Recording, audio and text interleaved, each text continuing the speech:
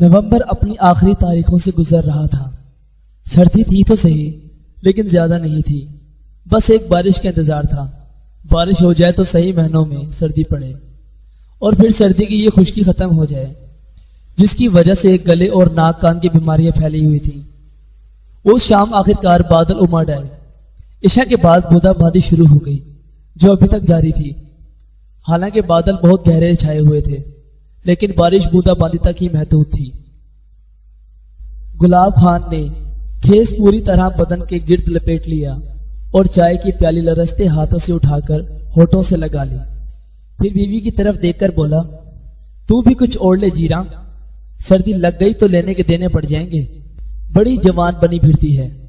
پاس بیٹھی ہوئی بیوی جس کا نام زہیرہ تھا، لیکن گلاب خان اسے جیرا ہی کہتا تھا، ہنس پڑی اور بولی، جا رے کون سی جوانی کی بات کر رہا ہے جو بیت گئی؟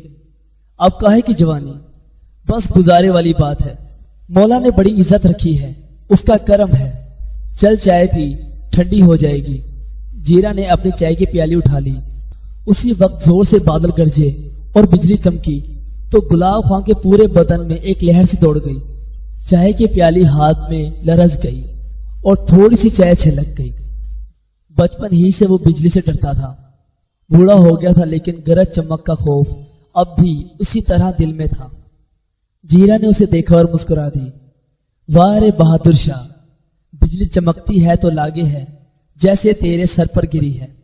پاگل ہے تو، اب کیا کروں؟ لگتا ہے ڈر بجلی سے، بچپن ہی سے۔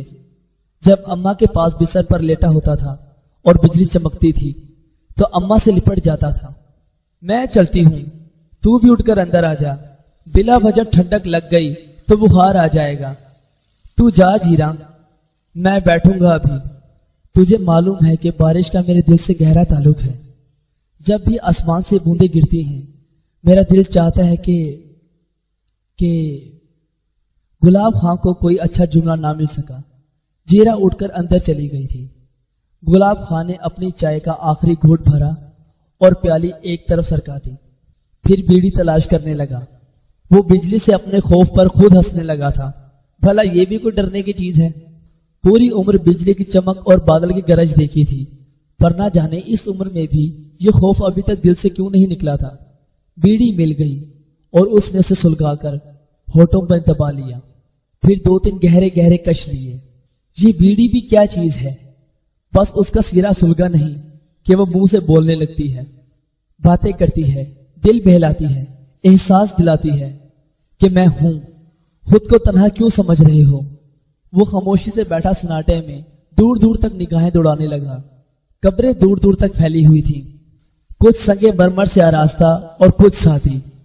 یہ سب اس کے عزیز و اقارب ہی تھے، یہ سب اس کے اپنے ہی تھے، ساری زندگی کا رشتہ تھا ان سے۔ گلاب خان کا باپ بھی گورکن تھا، اس کا دادا بھی گورکن تھا، اور مزے کی بات یہ کہ اس کا سارا خاندان خود اسی قبرستان میں دفن تھا۔ باپ، دادا، دادی اور دوسرے رشتہ داروں کی قبریں بھی یہی تھیں۔ وہ ان سب کو پہچانتا تھا، چاچا جی، دادا ابو اور دوسرے لوگ۔ جب اس کا دل چاہتا ان میں سے کسی کی قبر پر جا کر بیٹھ جاتا اور گھنٹوں بیٹھ کر ان سے باتیں کرتا رہتا۔ اس کے پاس خوشی کا کوئی گزر نہیں تھا۔ رشتہ داروں میں کبھی کسی کی شادی ہو جاتی تو گھر والے چلے جاتے، خاندان والے آس پاس کی بستی میں آباد تھے، خود بھی کبھی ان سے مل لیتا۔ سبھی کہتے تھے کہ گلاب خان تو ہنسنا ہی بھول گیا ہے، گلاب خان تو ہنسنا بھی نہیں جانتا۔ کیا کروں، ساری زندگی قبرستان میں گزاری اور قبرستان میں صرف رونے والے آتے ہیں، کبھی کسی کو ہنستے ہوئے نہیں دیکھا جو ہنسیا جانتا۔ ساری زندگی قبرستان میں گزاری اور قبرستان میں صرف رونے والے آتے ہیں، کبھی کسی کو ہنستے ہوئے نہیں دیکھا جو ہنسی جانتا۔ مجھے ہنسنا نہیں آتا۔ تو پاگل ہو گیا ہے گلاب خان، اب یہ قبرستان چھوڑ دے۔ قبرستان کی زندگی بھی کوئی زندگی ہے۔ چل، تو ہنسنا بھول چکا ہے، مگر اپنے بچوں کے ہونٹوں سے ہنسی کیوں چھیننا چاہتا ہے؟ ارے چھوڑ تو دیا ہے اس بیل کو، ڈاکٹر بن رہا ہے سسورا ڈاکٹر۔ میں کہتا ہوں جس کی موت آئی ہے اسے کون بچا سکتا ہے؟ ڈاکٹر مرنے والوں کو بچا لے گا کیا؟ रोज देखता हूं कि कब्रिस्तान में कैसे कैसे जनाजे आते हैं। मरने वाले तो भैया मरते ही हैं, और जब मरने वालों को मरना ही है तो तुम डॉक्टर बनकर क्या करोगे हैं? बोलो, बचा लोगे उन्हें? जाहिल है तू, नीरा जाहिल है गुलाब खां। ठीक है भैया ठीक है, वो बन ले ससुरा डॉक्टर, हमें क्या, अपनी मर्जी का मालिक है। हमने भी छोड़ दिया है, अब हम क्या करें? वैसे गलती हमारी ही थी, 10 जमातें पढ़ा दी उसे, ये गलती की। अगर पहले ही बेलचा फावड़ा हाथ में देते तो ढंग का आदमी बन जाता। ये बातें वो अपने बेटे शहबाज खां के लिए कहता था। शहबाज खां को बचपन ही से पढ़ाई का शौक था, और उस शौक को सामने वाली बेगम साहब ने और हवा दी। सच्ची बात है कि अगर बेगम साहबा तवज्जो ना देती तो शहबाज आज अपने बाप के साथ ही होता, मगर क्या किया जा सकता था। अपने पैरों पर चलने के काबिल हुआ तो सामने वाले बंगले के साहब के बेटे से दोस्ती हो गई, साथ ही खेल कूद भी शुरू हो गया। बेगम साहब बहुत अच्छी खातून थी और उन्होंने शहबाज खां को पढ़ने लिखने की राह पर डाल दिया। शक्लो सूरत का वो बहुत प्यारा था, खुद बेगम साहबा के बेटे इकबाल शाह से भी अच्छा, दोनों गहरे दोस्त थे। फिर बेगम साहबा एक दिन खुद चलकर कब्रिस्तान में आई और उससे बोली, गुलाब खां मुझे जानते हो ना? अरे बेगम साहबा, आपको क्यों नहीं पहचानेंगे, माई बाप हैं आप हमारी, सामने वाले बंगले में रहती हैं ना आप। हाँ, और ये भी जानते हो कि तुम्हारा बेटा मेरे बेटे के साथ खेलता है। लाख मना करता हूं बेगम साहबा कि राजा और प्रजा का कभी मेल नहीं, उसे आपके बेटे के साथ खेलना नहीं चाहिए। कहां राजा भोज, कहां गंगू तेली। तुम पक्के पागल हो गुलाब खां, मेरा मतलब ये नहीं था, मैं कुछ और ही कहना चाहती हूं तुमसे।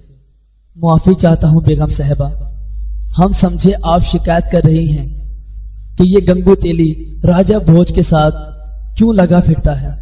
जी नहीं, बल्कि मैं ये कह रही हूं कि गंगू तेली राजा भोज का दोस्त है, और राजाओं के दोस्त राजा ही होते हैं, कोई गंगू शंगू नहीं होता।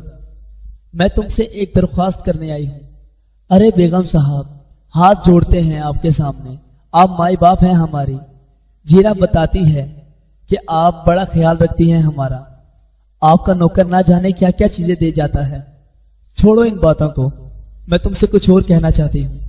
हुक्म करे बेगम साहबा, मैं ये चाहती हूँ कि तुम शहबाज खां को पढ़ने दो। शहबाज खां को और पढ़ने दूं? हाँ, यही कह रही हूं मैं। बेगम साहब, वो कहां से लिखे पढ़ेगा, जितना उसने पढ़ लिया है वही हमारे लिए शर्म की बात है। गोरकन का बेटा कब्रें खोदेगा और कुछ नहीं कर सकता वो। गुलाब खां, चूंकि तुम खुद पढ़े लिखे नहीं हो, तुमने कभी उस पर तवज्जो ही नहीं दी। वो अच्छा खासा लिखना पढ़ना जानता है। तुम्हें मालूम है कि जब भी कोई तदफीन के लिए आता है तो तुम रजिस्टर उसके सामने कर देते हो कि अपना नाम पता लिख दो। अब अगर तुम वो रजिस्टर शहबाज को दो तो जरा देखो वो कैसा लिखता है उस पर। आई, गुलाब खां का मुंह हैरत से खुला का खुला रह गया। हाँ गुलाब खां, मैट्रिक कर लिया है उसने, समझे? मैट्रिक कर लिया है, 10वीं क्लास पास कर ली है। अल्लाह जानता है जी, हमें ये सब कुछ अच्छा नहीं लगता, मगर जो कुछ मैं तुमसे कह रही हूं उसे गौर से सुनो। मैं इसे इकबाल शाह के साथ आगे पढ़ाना चाहती हूं, क्या समझे? मैं तुम्हें बहुत जल्द बताऊंगी कि मुझे क्या करना है। तुम्हारी समझ में ये बात नहीं आ सकती कि मैट्रिक क्या चीज होती है और उसके बाद की जिंदगी क्या है। लो, ये कुछ पैसे रख लो, तुम्हारे काम आएंगे। बेगम साहबा ने 2000 रुपए निकालकर गुलाब खां के हाथ पर रख दिए।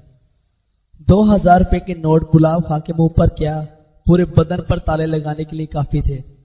फिर उसके बाद वो कुछ ना बोल सका। अलबत्ता बेगम साहबा ये कहकर गई थी कि वो दोबारा उसके पास आएगी, और 3-4 दिन के बाद वो दोबारा उसके पास पहुंच गई। कहो गुलाब खां, तुमने अपने बेटे से कुछ लिखवा कर देखा? अरे बेगम साहब, वो कागज पर ऐसे कलम चलाता है कि उस तरह फावड़ा भी नहीं चला सकता, बेलचा भी नहीं चला सकता। मैं तो हैरान रह गया, जैसे दूसरे लिखते हैं वैसा ही वो भी लिखता है। देखो, अब जो कुछ मैं कह रही हूं तुम उसे गौर से सुनो। जी बेगम साहबा जी, बताएं। तुमने देख लिया کہ وہ کتنا اچھا لکھنا پڑھنا جانتا ہے۔ ہاں بیگم صاحب، میں حیران رہ گیا۔